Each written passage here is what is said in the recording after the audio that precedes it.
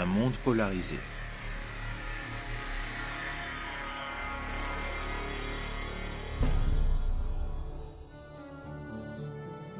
Alors que la fin du monde approche, les leaders mondiaux se battent contre les multiples catastrophes. Pendant ce temps, les chrétiens fidèles à Dieu font l'expérience d'un merveilleux élan d'énergie venant du Saint-Esprit. Après cela, je vis descendre du ciel un autre ange, qui avait une grande autorité, et la terre fut éclairée de sa gloire.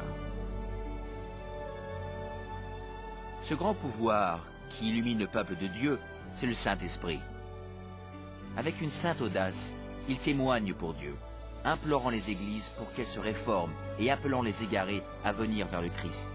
Il respecte la parole de Dieu et encourage le monde à se repentir et à obéir aux commandements divins. Une atmosphère de renouveau se répand sur la planète et il appelle tous les pasteurs et les membres de l'Église à sauver les âmes. Alors que l'œuvre du Saint-Esprit augmente et les manifestations occultes s'intensifient, des démons trompeurs apparaissent par milliers en se faisant passer pour des êtres aimés, décédés ou des saints du passé. Ils parlent de paix et d'espérance en présentant des doctrines pleines d'erreurs subtiles et dangereuses. La Bible nous prévient. Car ce sont des esprits de démons qui font des prodiges. Comme on le suppose, ces manifestations ont une grande influence, et très peu se prononcent contre elles. Jusqu'ici, les familles et les églises sont restées inefficaces dans leur tentative d'enrayer cette vague de malfaisance mondiale. Au cœur de cette agitation politique, morale ainsi qu'environnementale, les hommes cherchent le moyen de bloquer cette immoralité grandissante que nous avons aujourd'hui.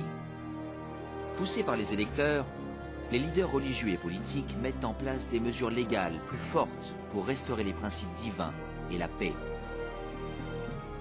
Sous cette pression, le gouvernement vote des lois allant à l'encontre des principes de Dieu.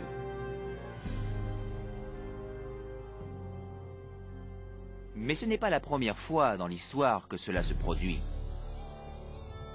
Rappelez-vous l'histoire de Daniel, chapitre 3, lorsque le roi babylonien Nabuchodonosor ordonna à tout son royaume de se prosterner et d'idolâtrer l'imposante statue qu'il avait faite sculpter. 3 jeunes Hébreux savaient que cet ordre était contraire au 2e commandement concernant l'idolâtrie.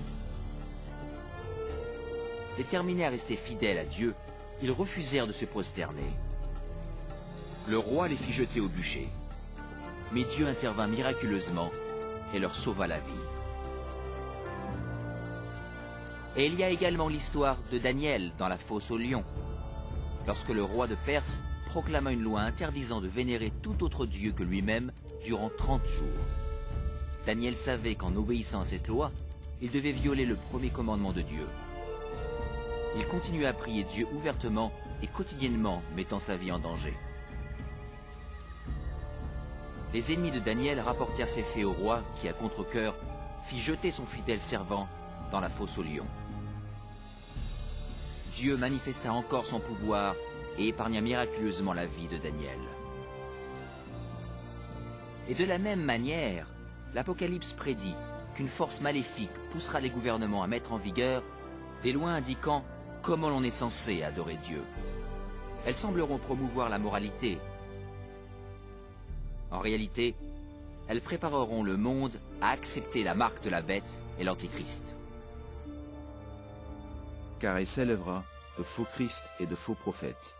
Ils feront de grands prodiges et des miracles, au point de séduire, s'il était possible, même les élus. Alors, dans ces moments de crise, lorsque le monde cherchera désespérément la délivrance et la stabilité mondiale, l'aide apparaîtra sous une forme des plus surprenantes. Partout autour de la planète, on entendra ce cri « Jésus est arrivé, Jésus est revenu ». Un être rayonnant et charismatique se présentera comme le Fils de Dieu. Une nuée de reporters affluera pour voir cet être surnaturel faire des miracles. Ils l'entendront répéter les mots prononcés par Jésus dans les Écritures. Cet événement sera retransmis via satellite et des millions de gens croiront, à tort, que cette apparition confirme les Écritures. Il sera vu de tous. Beaucoup de religions attendent la venue imminente d'un sauveur. Et cet être radieux paraît être la réponse à toutes leurs prières. Mais dans le deuxième épître Corinthiens, la Bible met en garde contre Satan sous l'apparence d'un ange de lumière. Ce n'est pas Jésus que les hommes accueillent à bras ouverts, mais Satan, se faisant passer pour le Fils de Dieu. Et ce faisant, le diable est ainsi capable de réunir les hommes et de renforcer ainsi son système de culte trompeur. Il réalise alors la plus grande imposture jamais commise envers la race humaine.